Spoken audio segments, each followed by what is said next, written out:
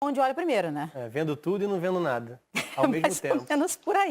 Mais ou menos por aí. O telespectador fica, mas como é que vocês fazem? Como é que vocês assistem? Que nem vocês. A gente também tem 2 olhos e precisa escolher. É ou não é, Ana Thaís? A gente precisa olhar e ficar ali anotando tudo ao mesmo tempo. Mas vamos colocar o campinho do Flamengo, a provável escalação, para vocês comentarem? Bora! Chega de papo furado. Tá aí.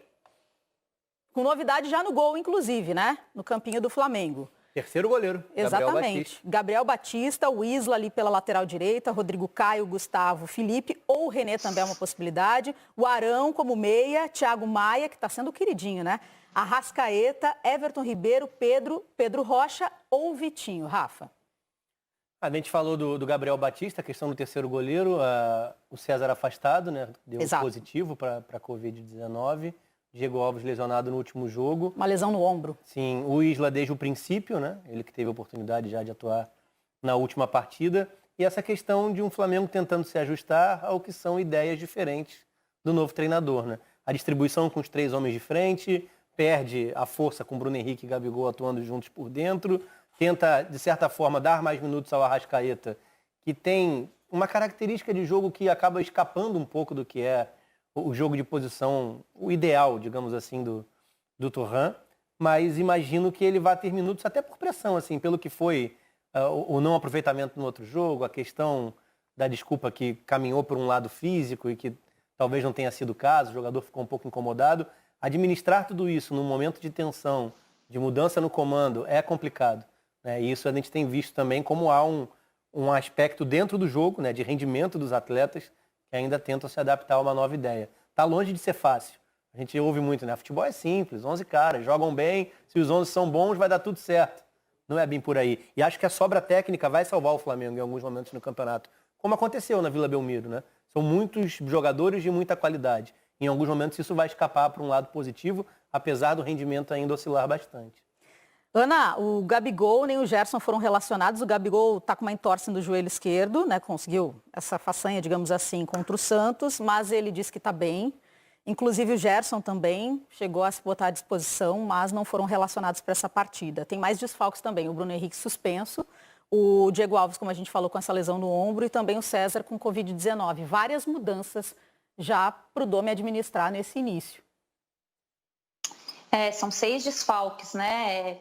Em tese, 6 desfalques. Eu acho que eu estava estudando hoje à tarde, né, dando uma olhada geral na rodada, nos confrontos. Tem muitos times desfalcados, né? Tem times aí que estão perdendo ainda jogadores por conta do Covid, que estão testando positivo, como é o caso do Vasco.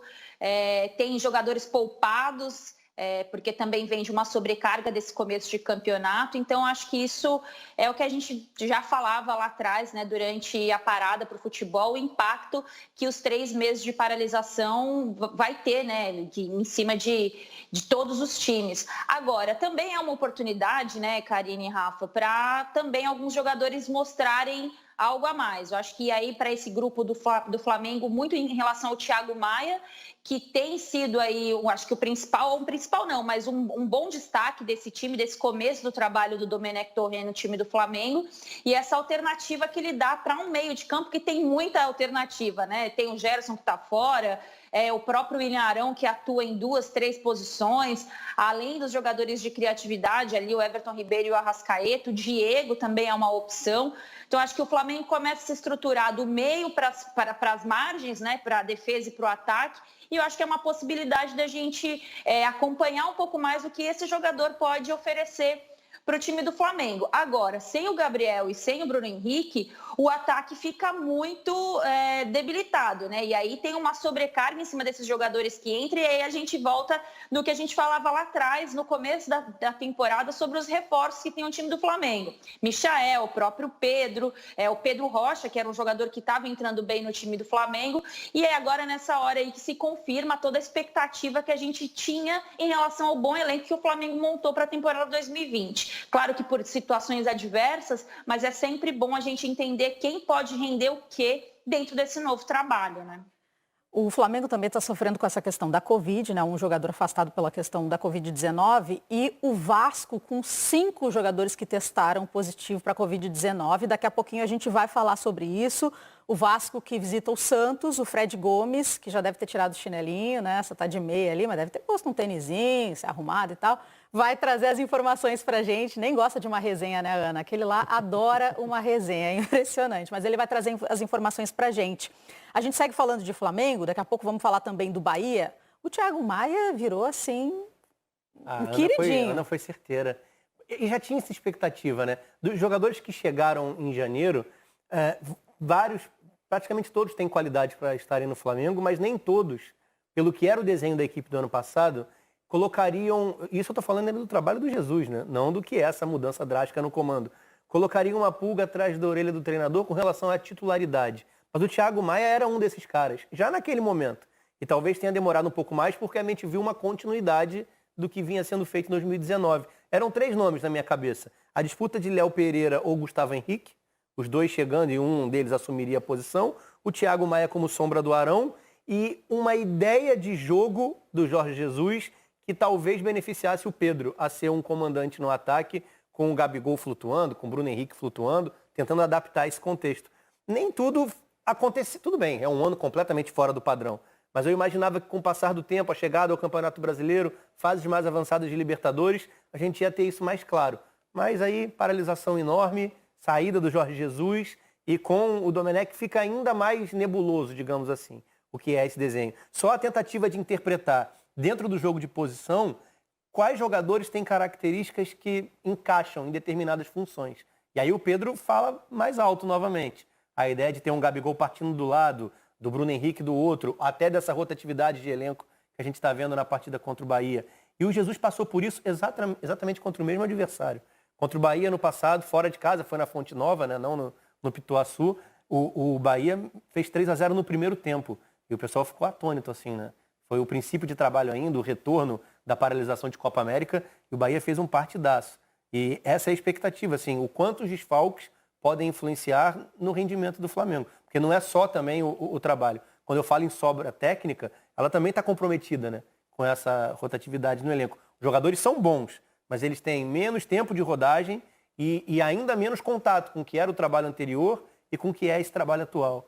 Então, existe uma interrogação no que é o rendimento do Flamengo amanhã. Não só pela qualidade do Bahia, que eu acho que pode trazer dificuldade, mas também por essa instabilidade do Flamengo com relação a quem pode ir para o jogo e com relação a um trabalho novo. Hashtag Troca de Passes, vocês estão participando, inclusive o Nicolas, se eu for contar quantas mensagens o Nicolas Barros 06 colocou aqui pra gente, pedindo para falar do Internacional, dizendo que está ansioso pelo troca de chutes. É muito pedido aqui do Nicolas. Nicolas, a gente vai falar assim de Internacional, que enfrenta o Palmeiras. Tem a resposta hoje da Paula Lima. A gente vai mostrar quem venceu o troca de chutes também. Dizer que o programa aqui está com moral, Rafa. Você ficou tirando onda, falando que a gente... Tirando onda, não. Tirou, eu achei sim. que ia ter vida fácil no meu retorno. Tirou. Eu vi tudo sair dos trilhos nas últimas semanas. Aí. Agora você voltou aqui, entendeu? Para dar esse equilíbrio. É a aura só, mas eu vou continuar sem mexer. Não, você vai mexer sim. Você vai mexer. Falar em mexer, agora vamos falar do Bahia. O Roger chega pressionado para esse duelo contra o Flamengo. Uma situação super delicada, inclusive está sem vencer há 3 jogos, com atuações que não convencem também. A torcida está aí na tela o campinho do Bahia. Vamos passar a provável escalação. O Anderson, aí tem uma mudança ali na lateral direita, deve entrar o Nino Paraíba, porque o João Pedro está fora. Lucas Fonseca, Juninho e Juninho Capixaba. O Elton, o Daniel e o Rodriguinho. Rossi, Elber e Gilberto. Inclusive é a 3ª vez que um jogo também, já trazendo uma outra informação, aproveitando, que a CBF mudou a data e o horário lá do jogo de Botafogo e Bahia, que é da primeira rodada do Campeonato Brasileiro. Enfim, daqui a pouco eu trago as informações. Mas falando ainda do Roger e também desse campinho, o que esperar desse Bahia agora que chega nesse momento e sem vencer? Também tem as mudanças, como você falou, né? Citou o Nino na direita, não tem o Ronaldo por questão contratual, o jogador com direito, né, pertence do ao Flamengo. Não tem o Gregory no meio campo. Isso, é o cara, está suspenso. Da intensidade, que morde muito sem a bola, principalmente. Então também passa por uma adaptação, principalmente nesse setor, que é bem importante em confrontos contra o Flamengo. Né? O Bahia pode até ter muito menos a bola, mas vai ter que ter um escape, a transição. É um jogo mais confortável para o modelo original do Roger Machado no Bahia. Pensando no Elber, pensando no Rossi, jogadores de velocidade de transição. Então, não é um incômodo o Flamengo ter mais a bola. O grande problema para o Bahia é exatamente o contrário. É quando precisa ser mais senhor da bola, senhor do jogo, tomar a iniciativa. Isso tem pesado no trabalho. Mas tem um fio recente, eu não sei se a gente falou aqui no Troca sobre isso. O Guilherme Belintani, o presidente do Bahia, é muito ativo em redes sociais. Essa pressão é muito forte de fora para dentro no clube, né? Com relação ao Fora Roger, foi até uma campanha recente em rede social. E ele explicou de maneira brilhante, assim, resumindo praticamente tudo que eu penso sobre o que tem que ser uma gestão num departamento de futebol profissional. A omissão, às vezes, é a troca e não a sustentação do trabalho e a permanência do treinador. É muito cômodo trocar pela pressão externa, né? Se você acredita no trabalho, se você tem noção de que o que está sendo feito no dia a dia, se há esse acompanhamento, se há um casamento entre o que o treinador fala e o que os jogadores fazem, por mais que os resultados não estejam aparecendo, você tem um norte, você tem a possibilidade de melhora, de potencial. E é isso que ainda se enxerga no Bahia hoje, né? A gente viu o comunicado, por exemplo, do Bragantino para a demissão do Felipe Conceição, uma questão mais de entendimento de treinador e os jogadores. Isso só quem está lá dentro pode dizer. Mas você tem que estar lá dentro e tem que fazer uma análise que escape um pouco só do vitória ou derrota, né? E isso me chamou muita atenção no posicionamento do Bahia, a questão da gestão. Pode não funcionar, pode não vir a questão da Libertadores. Eles falam, ano passado o Roger falou muito sobre isso e ainda foi a meta que eles colocaram. O Bahia recorta o campeonato, são 38 rodadas, em grupos de 6 jogos. E se a cada 6 jogos a equipe precisa pontuar 10. São 18 em disputa, a equipe tem que fazer 10 pontos. Isso vai te dar em 36 jogos 60 pontos. Faltando 2 rodadas para atacar alguma pontuação e estar dentro do grupo que briga por Libertadores. É um planejamento ambicioso e que tira um pouco o peso do jogo a jogo, né? Perdeu hoje, perdeu amanhã, mas você tem num grupo de 6 jogos a possibilidade de bater a sua meta. Ano passado, a reta final foi ruim e essa meta não foi cumprida. Mas é interessante o planejamento. E eu fiquei, não surpreso, porque eu imaginava, esse é o caminho do Bahia há alguns anos. Mas eu fiquei impressionado positivamente pelo que foi esse posicionamento público, né? Protegendo, sim, o treinador, não o prestigiado, entre aspas, que a gente está acostumado, com demissão na rodada seguinte. E é o que eu imagino, o adversário é pesado, e eu imagino um Bahia, independentemente do que é o resultado amanhã, tentando tocar a sequência do trabalho.